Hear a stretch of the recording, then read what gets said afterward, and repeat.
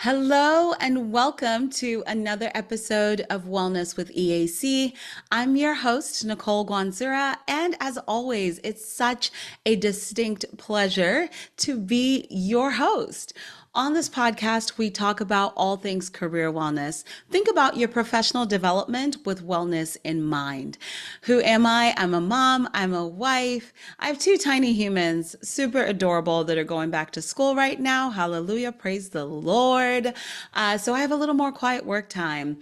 And in addition to that, I am someone who's really passionate about women's ministry. And on a day to day, I am a career wellness facilitator. So I love the work that I do in that I get to talk to people, whether it's universities or foundations, connect with college students and early career professionals. And we talk about how are you managing your mental well-being? We're talking about your financial literacy and also how are you using the skills that you already possess to get you to your next level of career, either finding contentment in the career you're in or using those skills to adapt to a career you love. So that's a little bit about me. If you like the essence of that, then keep listening to this podcast. We'll be talking a lot about these kinds of things, and especially on these one-on-one episodes. I wanted to also let you know that this week officially kicks off our higher ed series on the podcast. So what that means is on Wednesdays, you're going to get this podcast. It's going to be a solo episode where you and I will chat it up. And then on Friday, we will debut an episode from a higher ed professional. And I have an amazing lineup of guests, folks who are working everywhere from the more creative side of higher ed to the magic behind the scenes to the conduct side. To some of the leaders and decision makers on campus. And they're coming in so you can get to understand their background, their stories, how they got to where they are today. And as you already know with this podcast, we talk a lot about humanizing the person behind the job title and the experience. So look out for that for the next couple of weeks. I have some guests lined up for this higher ed series. And then every other Wednesday, you'll be getting the cadence of guest episodes you've been listening to. So it's a lot of fun. And I've got to say, honestly, when I started this podcast, I wasn't sure that I would even have guests, right? Who wants to be on the show? I'm going to call all my friends and just force them to be on the show. And if you remember episode 3 with Dr. Joanne Nambuba, she was my first guest. Also, she's been my best friend of almost 20 years now. But I was like, hey, can you try this out with me? Joys of starting a podcast. If you have a podcast, you completely understand. Or even if you don't have a podcast, but have had to pull in your friends to help you with interview skills or whatever else. Anyway, I digress. Really excited about today's episode. The focus is on not burning bridges when you leave one place to the other, especially professional bridges, right? Keep in mind, my caveat is we talk about mental well-being, so boundaries are a thing. Boundaries are extremely important, but lighting things on fire just because you're mad at the situation, mad at the person, mad at the job, mad at the whole world, mad at yourself. Let's talk about how to navigate that. So, one of the reasons you don't want to burn a professional bridge, say you are getting ready to leave a job. Either the sun has set on that job or they have just done you dirty. They've called you out your name. They've said all kinds of things, or they're not paying you enough. They keep promising you things. They're asking you to take on more responsibilities without the pay because you're just so awesome. We've been there. I've been there. Have you been there? You know what I'm talking about. So the number one reason I would say you don't want to burn a professional bridge is, one, you're better than that. Can we just make it about you for a second? You are better than that. No matter how tough the situation is, it's just not going to benefit you to come out of character because they've come out of character, right? And what's that age old saying that, when they go low, go high. And sometimes you're like, no, don't get mad, get even, or whatever it is. But you're so much better than that. What's the point of lighting everything on fire? Walk out with your dignity. I'm not saying you have to walk out with a big smile on your face. You can let them know professionally how unhappy you are about the situation and that you are leaving, and we'll talk about that. But you're so much better than that. So that's the main reason not to do it. And I'm looking over at my notes here. And number two, the world is small, especially if you're working in a certain area. I remember just coming from a higher ed background, everybody knows everybody. It matters not where you're coming from, they know everybody. I remember traveling on the business school admission circuit, and it didn't matter if it was a school in California, in Texas, on the East Coast. Even if you don't know that person, you know somebody that they know that is part of their network, right? And a lot of times right now, the job market is so hard, and a resume is just not enough. A good resume is not enough. You also need to be networking and getting to know people. So while that boss really makes you mad, you say something out of character, something happens, and people can be petty. People are going to be people. But what will also happen is you don't know who that person knows. Maybe you meet somebody down the road and you all have a really good connection. They want to hire you, and you find out that that person you flipped off was their sister. That person you flipped off actually is now coming to work in that space. And it happens. And I'm not saying that, oh, then they're not going to hire you because of it. But just imagine that impression that is coming, right? And maybe they know that their person is difficult, or they know the circumstances. But honestly, just avoid the awkwardness, just avoid the potential missed opportunity because you said something crazy in that moment, or they said something crazy to you, and you're like, well, you don't know me. I'm going to say something crazy back, right? So you just never know. The world is small. The network is small. Keep it cute. Keep it professional.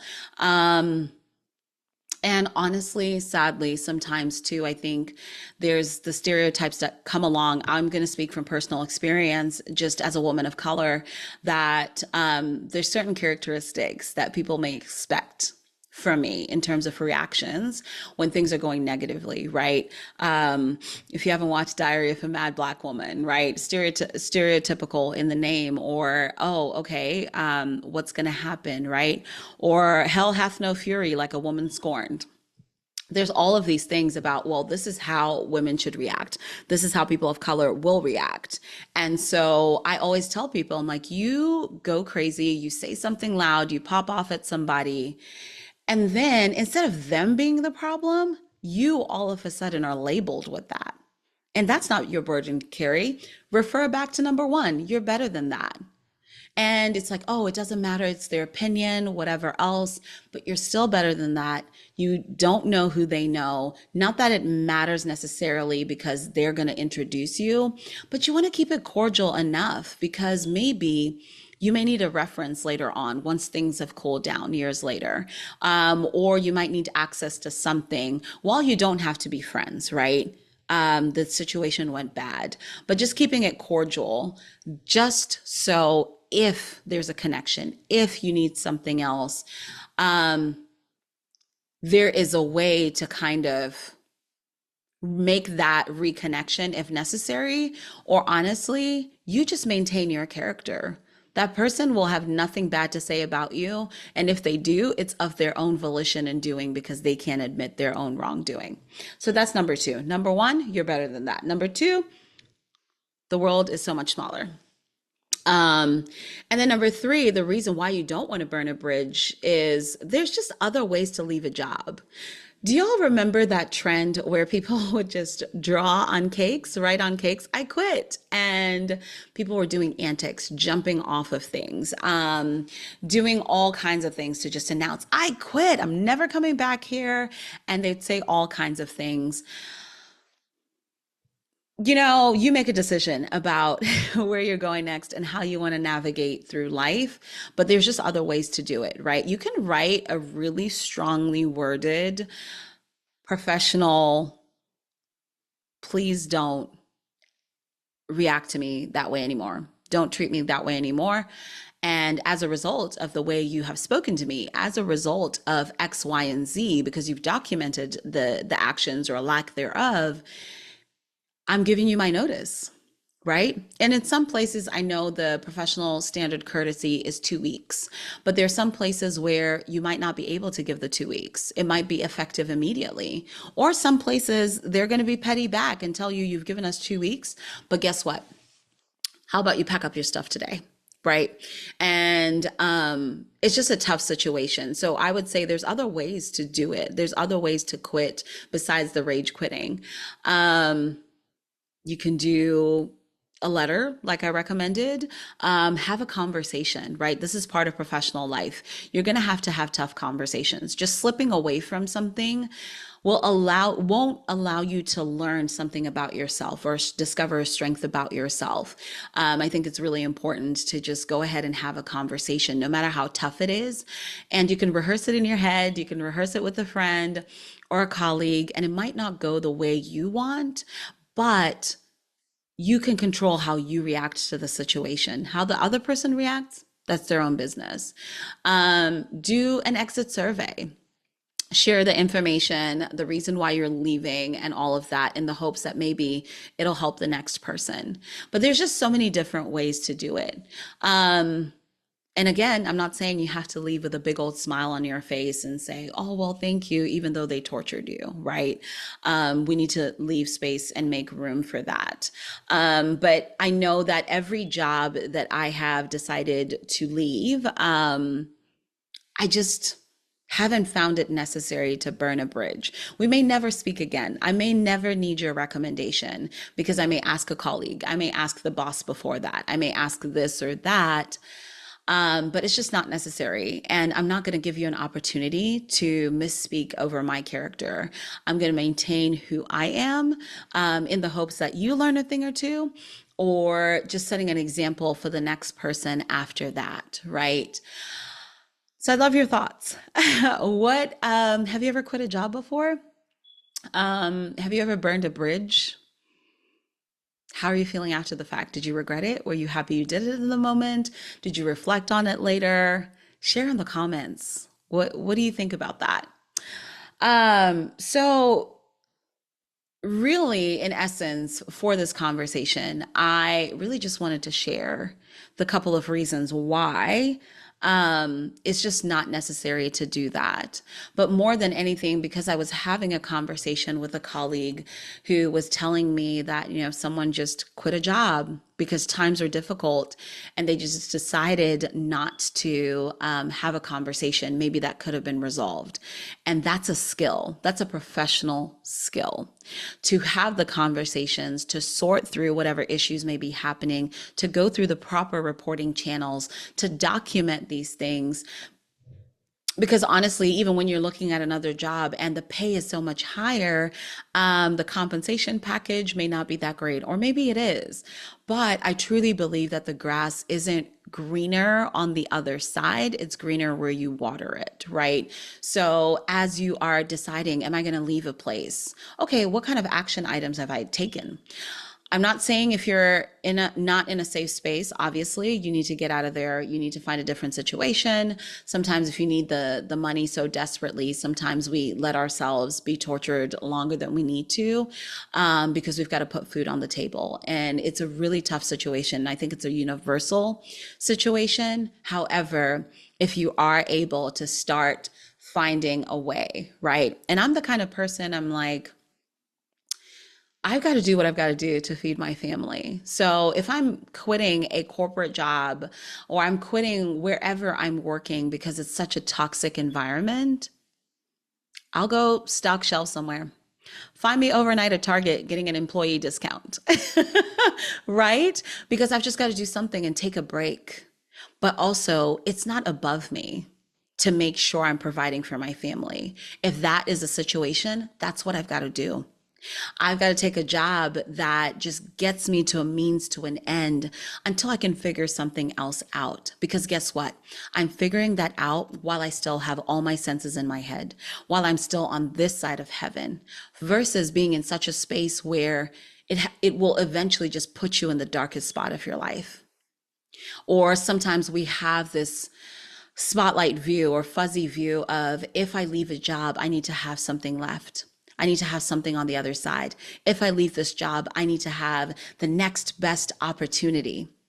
But maybe that opportunity is still a couple of months away, but you've got to get out of your situation so you can think clearly, think ahead, and you've got to find something to mind the gaps, right?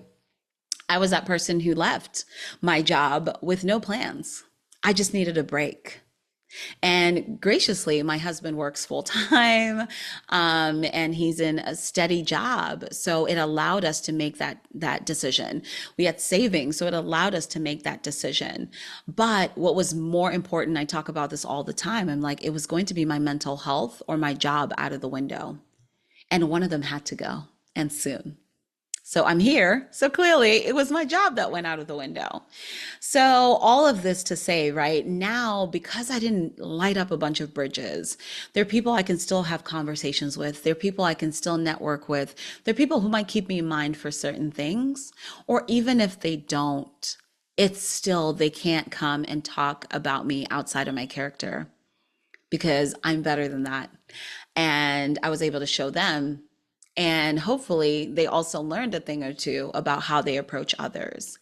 So I hope you took something away from this. I'd love to know your thoughts on leaving, on burning bridges. Should you? Shouldn't you? You've heard my perspective on it. Now I want to hear yours. Until next Wednesday, I will catch you on Spotify, Apple Podcasts, YouTube Music, on Listen Notes. Really, anywhere you Google Wellness with EAC, go ahead and leave us a review, please. I'd love your thoughts, and leave your comments. Let me know what you think of the episode, what else you'd like me to talk about in the future. So again, until next Wednesday, take care and be well.